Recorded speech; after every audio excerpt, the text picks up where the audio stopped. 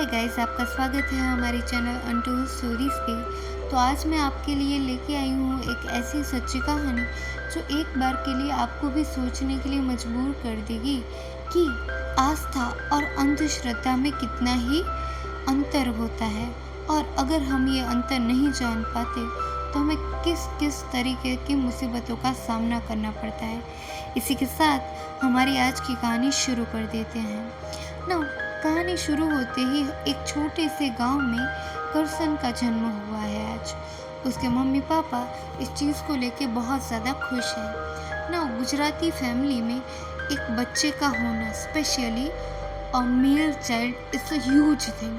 तो उसकी फैमिली बहुत ज़्यादा खुश होती है। बड़े होते होते करसन भी बहुत ही ज़्यादा इंटेलिजेंट हो जाता है। वो हर चीज़ के पीछे का रीज़न जानना चाहता है। वो अपनी पढ़ाई में भी अच्छा है और उसे ग्रंथों का भी ज्ञान है, और वो अपनी लाइफ बहुत ही ज़्यादा खुशी से जी रहा है। पर उसकी ये खुशियाँ ज़्यादा दिनों तक टिकने वाली नहीं थी, क्योंकि उसका 10 साल का होते ही उसकी मम्मा की डेथ हो जाती है, जिस वजह से वो काफ़ी ज़्यादा सदमे में चला जाता है और यहाँ से वो मुंबई शिफ्ट हो जाता है ना। मुंबई में वो अपने मामा मामी के साथ रहने का फैसला करता है। वक्त के साथ वो अपने फैसलों पे अड़िग रहने लगता है। उसकी अपनी एक सोच, अपनी ही एक विचारधारा भी है, और जिस पे वो विश्वास रखता है।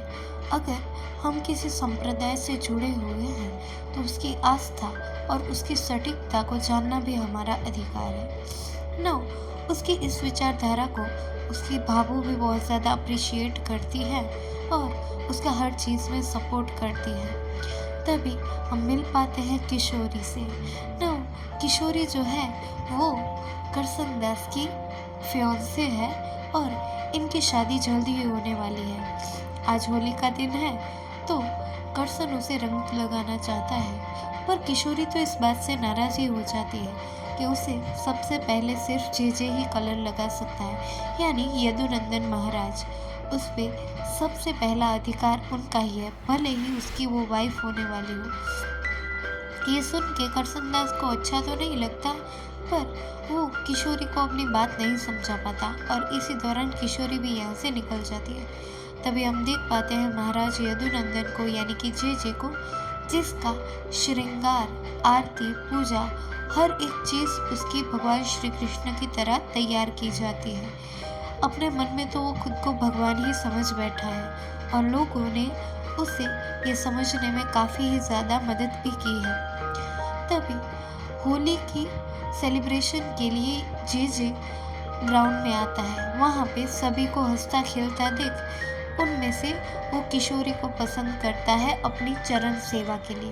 वो किशोरी के पास जाता है और उसके सीने पे रंग लगा देता है ना। किशोरी ये जान के खुश हो जाती है कि उसे चरण सेवा का मौका मिला है, पर आखिर ये चरण सेवा है क्या, वो भी हमें जल्दी ही पता चल जाएगा। यहाँ पे किशोरी और उसकी फैमिली बहुत ज़्यादा खुश होकर किशोरी को तैयार करने लगते हैं चरण सेवा के लिए, और दूसरी ओर करसन किशोरी को ढूंढने लगता है। ढूंढते ढूंढते जब उसको पता लगता है कि किशोरी तो महाराज को चरण सेवा देने गई है, तो वो उसी तरफ बढ़ने लगता है। हवेली में जाके तो हम देख पाते हैं कि बहुत सारे लोग ऐसे भी हैं जो पैसे देके चरण सेवा देखते हैं, और यहाँ पे चरण सेवा के नाम पे हमें पता चलता है कि महाराज डिफरेंट लड़कियों के साथ इंटीमेट होते हैं और उसको वो एक सेवा का नाम देते हैं। जब करसन वहाँ पे पहुँचता है तो ये जान के वो टोटल शॉक में चला जाता है कि आखिर उसकी होने वाली वाइफ ऐसा किसी और के साथ कैसे कर सकती है। पर किशोरी अभी ये सब कुछ समझ ही नहीं पाती और वो मना कर देती है करसन को कि वो उसके साथ नहीं आना चाहती। वो महाराज को अपनी सेवा अपनी इच्छा से दे रही है, जो जान के करसन को बहुत ज़्यादा दुख होता है और वो यहाँ से निकलने लगता है। तो महाराज उसे रोक के बताते हैं कि उसका एक थूका हुआ पान है, वो उसे खा ले, वो एक प्रसाद है। जो जान के करसन को बहुत ज़्यादा गुस्सा आ जाता है कि उसे श्रद्धा और आस्था की कोई कद्र नहीं, वो सिर्फ लोगों को अपने फ़ायदे के लिए यूज़ कर रहा है। और न बोल के वो यहाँ से निकल जाता है। उसका दिल आज टूट गया है, पर वो कुछ बोल नहीं रहा।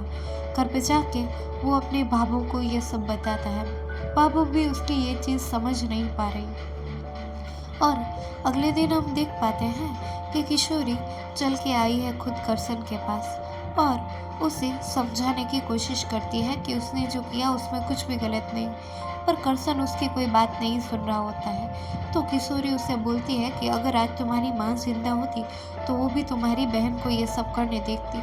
जो सुन के करसन को और ज़्यादा गुस्सा आ जाता है और वो किशोरी के साथ अपना रिश्ता वहीं पे ख़त्म कर देता है। वो ऑलमोस्ट अपना हाथ ही उठा लेता है, पर फिर उसको वहाँ से चले जाने के लिए बोल देता है। तो किशोरी की आंखों में हम देख पाते हैं कि उसे अभी भी ये कुछ समझ नहीं आ रहा है और वो कहता है कि तुम अभी आस्था से काम ले रहे हो, बुद्धि से नहीं। फिर भी उसकी कोई बात ना समझते हुए किशोरी तुरंत ही दौड़ते हुए चली जाती है जेजे के पास। और जेजे के पास वो जब अपना रोना रोती है तो जेजे उसे बताता है कि अब वो उसे अपनी लाडली करके रखेगा। जो जान के किशोरी अपना सारा गम भूल जाती है कि अब तो वो सबसे विशेष की खास बन चुकी है, तो उसे क्या ही तकलीफ होगी। तो वो खुशी से अपना जीवन जीने की सोच रखती है। उसी रात वो वहीं पे सोई होती है, पर पानी पीने के लिए वो उठती है। उठ के जब वो बाहर जाने लगती है तो एक कमरे से उसे फिर से महाराज की आवाज़ सुनाई देती है और यहाँ पे भी महाराज किसी से यही बात कर रहे हैं कि वो उन्हें अपनी लाडली करके रखेंगे। और जो सुन के किशोरी के कान खड़े हो जाते हैं और वो तुरंत ही उस रूम में जाती है। जब वो उस रूम में जाती है तो उसकी आंखें फटी की फटी रह जाती है, क्योंकि यहाँ पे और कोई नहीं बल्कि उसकी छोटी बहन देवी थी, जिसको भी महाराज ने सेम बात बोल के अपने लिए यूज़ करने का सोच रखा था। अब किशोरी यहाँ पे करसन की बात तो समझ जाती है, पर अब शायद बहुत ज़्यादा देर हो चुकी थी। वो अपनी बहन को समझाने की कोशिश करती है, पर उसकी बहन पर भी उसी की आस्था की पट्टी बंधी हुई थी, जिस वजह से वो वहाँ से चलने का नाम नहीं लेती। पर किशोरी ज़बरदस्ती उसे वहाँ से लेके चली जाती है और उस रात वो सोचती है करसन की बातों के बारे में और अपनी बहन को भी कुछ समझाने की कोशिश करती है। दूसरी ओर हम देख पाते हैं कि करसन के मामा जी उससे नाराज़ हो गए कि आखिरकार उसने किशोरी से रिश्ता तोड़ा ही क्यों। इसमें कुछ भी गलत नहीं, इवन दो उसकी मामी ने भी चरण सेवा दी है। तो करसन यहाँ पे बोलता है कि इस बात का उनको गर्व नहीं, उनको इस बात से शर्म आनी चाहिए कि वो अपनी वाइफ को किसी और के पास ऐसे भरोसे पे छोड़ आते हैं। जो जान के मामा जी को बहुत ज़्यादा गुस्सा आ जाता है और वो तभी उससे घर से निकल जाने की बात करती है। इस बार उसके बाबू भी उसका साथ नहीं देती और उसको यहाँ से निकल जाने को बोल देती है। तो करसन भी यहाँ से निकल पड़ता है एक नए सफ़र की ओर। तभी रात में उसे दो भाई बहन मिलते हैं, लीलावती एंड श्याम जी। ये दोनों हवेली के सामने खड़े थे। हवेली के सामने हम देख पाते हैं कि आज लीलावती जीजी को कुछ रिक्वेस्ट कर रही है कि वो उसके बच्चे की माँ बनने वाली है, तो प्लीज़ वो उसको अपना नाम दे। पर यहाँ पे जीजी का कुछ और ही प्लान है। जीजी उनको बोलता है कि वो बहुत सारे डॉक्टर्स को जानता है, तो वो अपना अबॉर्शन करवा ले, पर अबॉर्शन के लिए लीलावती रेडी नहीं है। तो यहाँ पे महाराज बहाना करके उसे एक धतूरे वाला लड्डू खिला देते हैं, जिस वजह से लीलावती की तबीयत बहुत ज़्यादा ख़राब होने लगती है। और इसी के बाद ये दोनों भाई बहन बाहर किसी की हेल्प का वेट कर रहे थे। ना करसन इनकी हेल्प करने की कोशिश तो करता है, वो दूर कहीं से हाथ गाड़ी या इंसानों को बुलाने की कोशिश करे, तब तक ये दोनों भाई बहन यहाँ से गायब हो चुके थे। और तभी हम मिलते हैं लालवानी महाराज से। लालवानी महाराज करसन को बताते हैं कि न जाने ये हवेली और कितनों की जान लेगी। हमने तो अभी इन सबको देखना भी बंद कर दिया है, पर तुम नई पीढ़ी हो, नई सोच रखते हो, तो तुम्हें इसके खिलाफ आवाज़ उठानी चाहिए। तो यहाँ से करसन जाता है दादा भाई नवरोजी के पास। उनको वो बताता है कि इतनी ज़्यादा प्रॉब्लम्स है तो हमें इस सभी के खिलाफ आवाज़ उठानी ही चाहिए। पर यहाँ के लोग या फिर दादा भाई नवरोजी भी जानते हैं कि जे एक पावरफुल इंसान है और उससे भिड़ना यानी लोगों से भिड़ना, तो वो कुछ अलग सोच है। और दूसरी ओर हम देख पाते हैं कि किशोरी ने अपनी जान दी है और जान देते वक्त उसने करसन के लिए एक लेटर रखा था। वो कहती है कि मुझे अपनी गलती के लिए माफ़ी चाहिए और मैं जीते जी तो तुम्हारे काम नहीं आई, पर मरने के बाद मैं चाहती हूँ कि मेरे लिए तुम ये सब रुकवा दो, यानी कि मेरी जान का बदला लो और मेरे बाद कोई और किशोरी अपने जान न दे किसी जेजे की वजह से, ऐसा तुम कुछ करना। दूसरी ओर हम देख पाते हैं जेजे को, जिसके सामने करसन आके चिल्ला रहा है अपनी फियांसे के साथ हुआ गलत उसे बहुत ज़्यादा दुखी कर चुका है।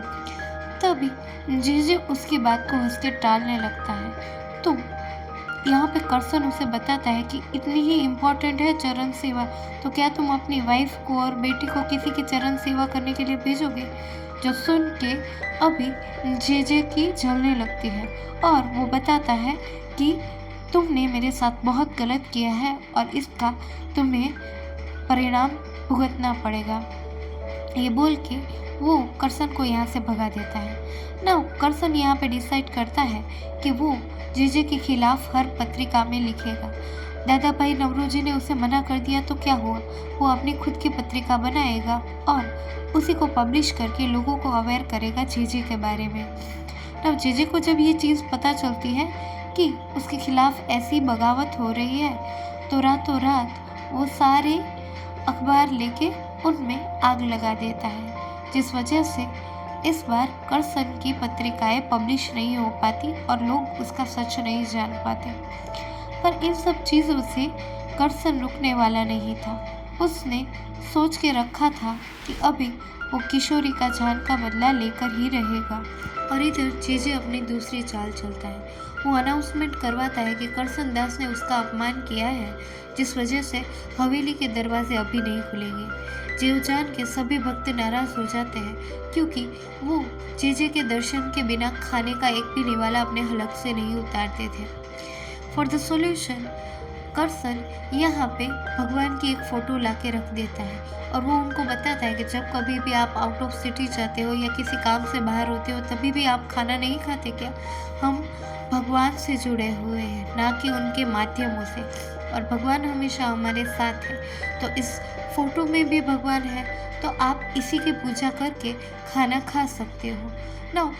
सभी लोग सोच में पड़े होते हैं, तभी वहाँ पे एक विराज नाम की औरत आती है और वो करसन को सपोर्ट करती है और उसके साथ धीरे धीरे सभी उसके साथ जुड़ जाते हैं। फ़ोटो की पूजा करके सभी अपने रास्ते चल पड़ते हैं, जो जान के जेजे को बहुत ही ज़्यादा गुस्सा आ जाता है। दूसरी ओर विराज भी आज चली जाती है करसन की प्रिंटिंग प्रेस में, जहाँ पे वो बताती है कि वो उसके साथ काम करने वाली है, क्योंकि उसकी लाइफ का भी और कुछ एम नहीं है सिवाय के जेजे को डिस्ट्रॉय करना, क्योंकि पास्ट में जेजे ने उसके भी साथ गलत करने की कोशिश की थी। तो ये एक टाइम पे करसन को पसंद भी करने लगती है, पर करसन उसे बताता है कि उसका फोकस अभी सिर्फ और सिर्फ अच्छाई वापस लाना है, ना कि ये सब कर, जिसको विराज भी एक्सेप्ट कर लेती है और ये दोबारा अपनी जो पत्रिका है वो छापते हैं।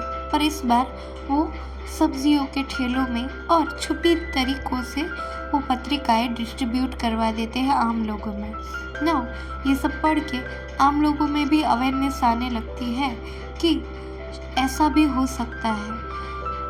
अभी ये बात का जब जेजे को पता लगता है तो वो आग बबूला होने लगता है। दूसरी ओर हम यहाँ पे मूलजी बाई यानी कि जेजे की वाइफ को भी देख पाते हैं, जो जेजे की हकीकत कहीं ना कहीं जानती थी, पर वो किसी से अपनी बात नहीं रख पाती थी, जिस वजह से वो घुट रही थी ना।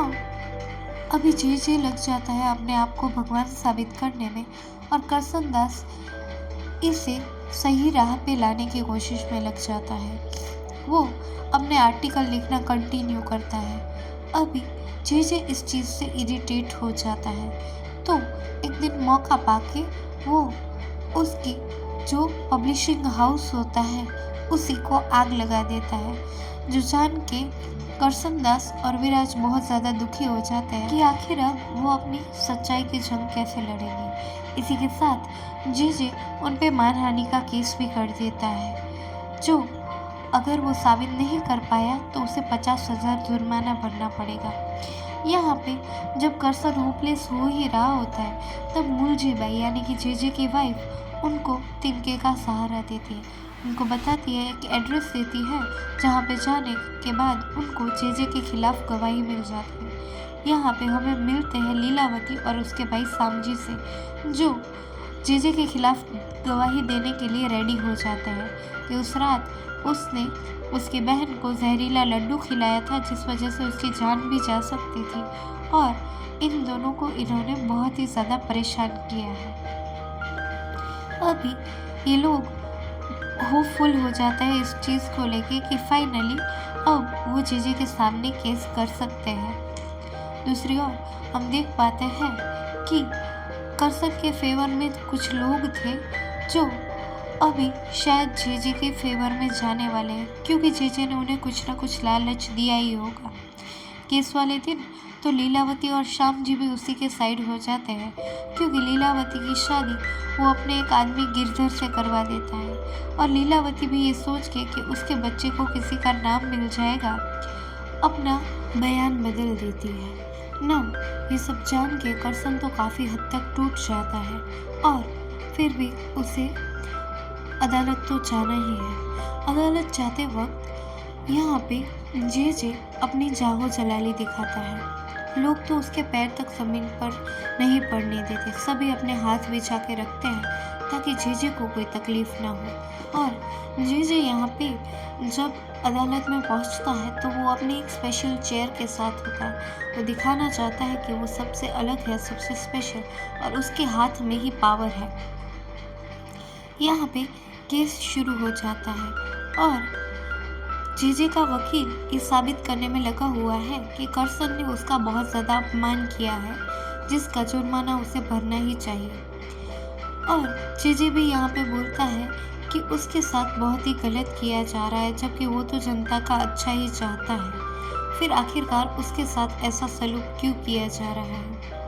तभी करसन की साइड से जे का डॉक्टर यहाँ पे गवाही देने आता है। वो बताता है कि जे को कोई शारीरिक बीमारी है, जिसकी वजह से जब भी वो किसी के साथ इंटीमेट होता है वो लोग भी बीमारी से ग्रसित हो जाते हैं, और उसने कई बार कई औरतों को भेजा है उसके पास जो अपना अबॉर्शन करवाने के लिए आती हैं। पर यहाँ पे उसका जो वकील होता है वो तो ये चीज़ मानने के लिए तैयार ही नहीं, तो वो डॉक्टर बोलता है कि आप इसका चेकअप करवा लो, अगर इसको ये बीमारी ना निकले तो मैं तो अपनी जॉब ही छोड़ दूंगा। तभी जे का वकील इस बात को टालने की कोशिश करता है, और उल्टा वो करसन पे एलिगेशन लगाना शुरू करता है। नब यहाँ पे बारी आती है करसन की। करसन उसे बताता है कि वो एक सामान्य इंसान है, और अगर उसे भगवान की ज़रूरत होगी तो वो डायरेक्ट भगवान के पास जाएगा, ना ही ऐसे ढोंगी बाबाओं के पास, क्योंकि जो चरण सेवा के नाम पे किसी लड़की के साथ इतना ही गलत कर सकते हैं। आखिरकार कौन से ग्रंथ में ऐसा लिखा है कि अपनी बहन बेटियों को ऐसे ढोंगी बाबाओं की सेवा करनी होती है। और सेवा और इस प्रकार के काम में बहुत ही ज़्यादा अंतर होता है। बहुत सारे हमारे ग्रंथ हैं जो संस्कृत में लिखे हुए हैं, जिससे सामान्य लोग उसे समझ नहीं पाते, और ऐसे ढोंगी बाबा मिलके उसका अर्थ में से अनर्थ कर देते हैं और अपने फ़ायदे के लिए उसका यूज़ कर देते हैं। हालांकि ये इसका अकेले का दोष नहीं, दोष उन लोगों का भी है जिन्होंने इस पे अंधा विश्वास करके अपना सब कुछ इसे सौंप दिया है।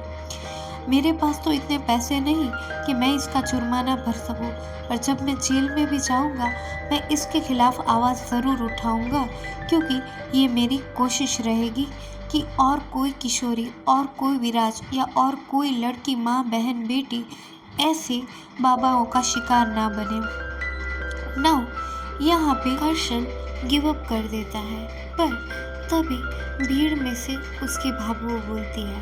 वो अपने हिस्से की सच्चाई बताती है और उनसे मोटिवेट होके बाकी कई औरतें आती हैं जो उनके साथ हुए गलत की बात रखती हैं। जो औरतें अपनी हिम्मत नहीं रखती थी, उनके भाई पति आके बताते हैं कि आखिरकार इस बाबा ने उनकी बहन, बहू, बेटियों के साथ कितना ही गलत किया है। और इसके बाद फाइनली जे गिल्टी प्रूफ होता है।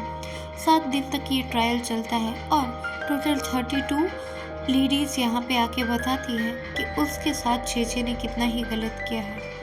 यहाँ से कर्सन आज़ाद हो जाता है, पर जब जे यहाँ से बाहर निकल रहा होता है तो जैसे ही वो अपना पैर ज़मीन पर रखने वाला होता है, इस बार किसी ने उसके पैरों के आगे अपने हाथ नहीं रखे, विच मीन्स कि अब उसका समय ख़त्म हो चुका है। लोगों ने उसकी अंधश्रद्धा की पट्टी उतार दी है और उन्होंने सही के भगवान को भगवान मानना शुरू कर दिया है, जो जान के वो एक बार सोच में पड़ जाता है।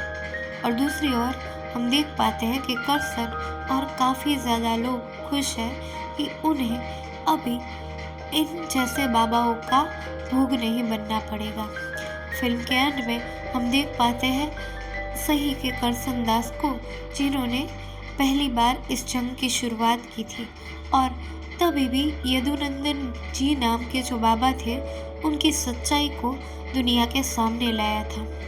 ये कहानी हमें यही बताना चाहती है कि श्रद्धा और अंधश्रद्धा के बीच के फ़र्क को हमें समझना चाहिए, और सच में जो भगवान है वो तो अनादि अनंत और हर जगह है, तो उनको कहीं ढूंढने मत जाओ, वो आप ही के अंदर है।